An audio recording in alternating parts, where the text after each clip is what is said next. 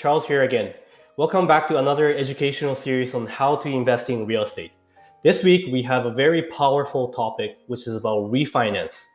Maybe you have heard of the term refinancing your mortgage, or maybe your fellow investors have told you that, you know what, after the renovation, I'll be able to refinance and pull out such equity. That could be in hundreds of thousands of dollars. So today we're gonna just talk about what refinance is, how exactly it works, and why is it important for us as an investor. Let's just get right into it. I will minimize my face. So when you're getting a refinance, essentially what you're doing is that you're trading your current mortgage with the new one, right?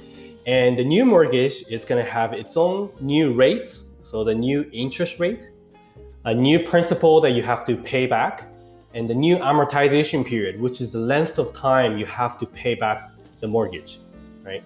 And when you close on the refinance, basically the new mortgage is gonna pay off the old mortgage and you'll be left off with just one mortgage, and whatever the difference was, you'll get that back in cash, which is kind of a crazy concept. I remember when I go through it for the first time in my life, it felt like just hundreds of thousands of dollars coming into my bank account out of thin air, because the new mortgage and the old mortgage, mortgages are just numbers, right? And they're a debt that you owe to the bank, but you don't really feel it and it's not really tangible. But when you do a refinance, holy smokes, hundreds of thousands of dollars come back to you in cash that you can actually use right away. So it is a very interesting experience. Okay, so why is it important for us as an investor? Let's go through the advantage. The first is you have access to your equity without selling your home. So you can actually get this equity, and it's money that you have in your bank account. You can use to put food on your table, or you can use to reinvest. It's tangible, right? And the best thing is you didn't have to sell your property. And you are pulling out your equity capital from the project, which you can use to reinvest, so buy a second or third rental property, or pay down other debt. Maybe you have other line of credit or unsecured line of credit, which has higher rates that you have used to temporarily do the project. But after refinancing, you have this nice and cheap debt that you can use to pay off some of your higher debt, right? And the best type of investment is where you have none of your money tied up in a deal and it's still cash flowing. So that to us is, no money down, 100% is financed by the bank, and all of your down payment, all of your capital is out of the project. That's the best. And at that point, really, it's kind of like an infinite return, right? And every time, remember, when you're paying down your principal, every time when you're making the monthly payment for the mortgage, there's a principal and the interest. The principal is building you the equity, right? Every time when you renovate or when you are adding additional suites, maybe going from single family to a duplex, or going from duplex to triplex, you are building equity, right? So let's just put it in terms of numbers. Let's say we bought a property today for $500,000. We put down $100,000, which is 20%, and we took a mortgage of $400,000.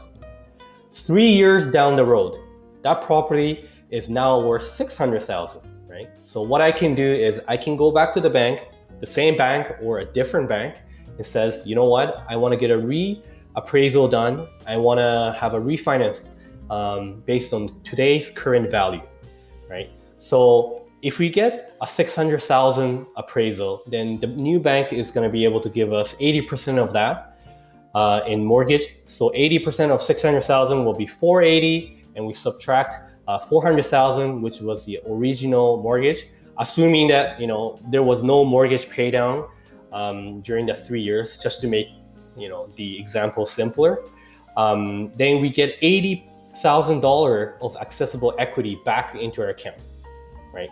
So if we put it into context, $80,000 is 80% of the $100,000 down payment that we originally put to buy the $500,000 home. So essentially at this point, I owe a property which is valued at 600,000, and I've only put down 20,000 of my own money, right? And I get $80,000 back, which is crazy, right? That's why real estate is very, very powerful. Another reason why you might be interested to do a refinance is maybe you want to take advantage of the better rates, right? Rates are super low right now, right? So maybe you want to lock in the new rates, lower your monthly payment, which would equal higher cash flow, right? Maybe you want to change out the term of your current mortgage, right? Maybe you want to stretch it out a bit, lower again the monthly payment, therefore cash flow, right?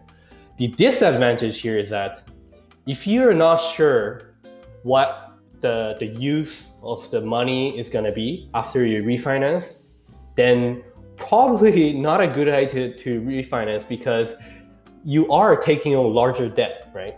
So unless you're making the cheaper debt to work so you can earn higher rate, don't forget that you're taking on larger debt. Okay, so how it works. Okay, so the type of refinance we have here, there's really two big types. One is the cash refinance, which is exactly the kind of example which I showed, where you're getting a new mortgage and you're getting paid for the difference between the current and the new mortgage in cash. Banks are allowed to do 80% max of loan to value for this, right? And you're left with a new mortgage. Or if you don't want to disturb the current mortgage, you can instead add a product called home line of equity, secured against your home, right?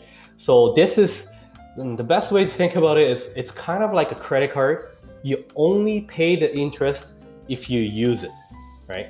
And for a bank to give you this loan, they can usually go up to 65% loan to value max, right? And so these are the two type of refinance that you can do. So the cost associated with refinance. So again, refinance is kind of like getting a new mortgage. It's a two separate application, right? You're going through the application again, right? It's not a very simple, I just make a requisition and I get approved. No, it's like getting a new mortgage. So first you have to get the appraisal to come in to make sure your home is worth what you said it's going to be worth. There's going to be appraisal fees. And just between working with my clients and previous experience, when the appraisers come, try to make their life easier, right? Because they might be going out to multiple homes that day and they may not remember what the features were of your home by the time they get back. So do before and after photos, right? Pull out all the comparables around your area who sold recently, which are very similar to your home, right? Hold on to receipts if you did a major renovation, so you can show them, hey, I added value to this property. Here are the receipts, right? Just be ready to prove whatever you've done, right? The lawyer is going to be involved because lawyers need to, register the new mortgage. So there's going to be lawyer's fee involved, and lender. Depending on if you're our B lender, there might be some fees, lender fees or broker fees. But if you're an A lender, I will say there's not going to be any of that. But if you are breaking the current mortgage, there might be penalties, right? So that's what I mean by lender discharge fee. And you still need to qualify. You have to qualify. So make sure when you get refinanced, you still have your income that you can prove. Your loan to debt ratio is good. It's going to be a process, right? Timeline as well. So for investors who are taking a project, average, I would say minimum is 6 to 12 months after the purchase of a project, because by then your renovation should be done and you should have increased the value of your project. If you're trying to do this less than 3 months, it's going to be very challenging, right? Just keep that in mind.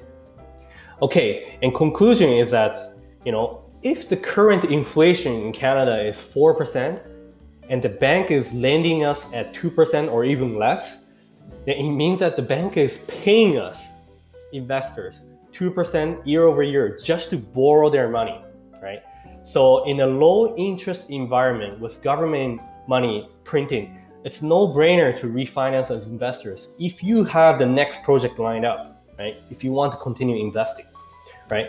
But make sure you do not over leverage and turn a deal into a negative cash flow, right? That means don't take out as much as equity as possible just for the sake of refinancing, because if the original project turns to a negative cash flow deal, then it may not be such a good deal to hold on to anymore. Just be careful. And do not refinance for the sake of refinance, right? Bank is gonna ask you, what is your purpose for refinance? Where is the money gonna go? What's the use of the fund, right? So you have to be clear on what your goal is and what you're using the money for, right? If you're not putting your money to work right away, then perhaps wait a bit, right? You don't have to rush into this.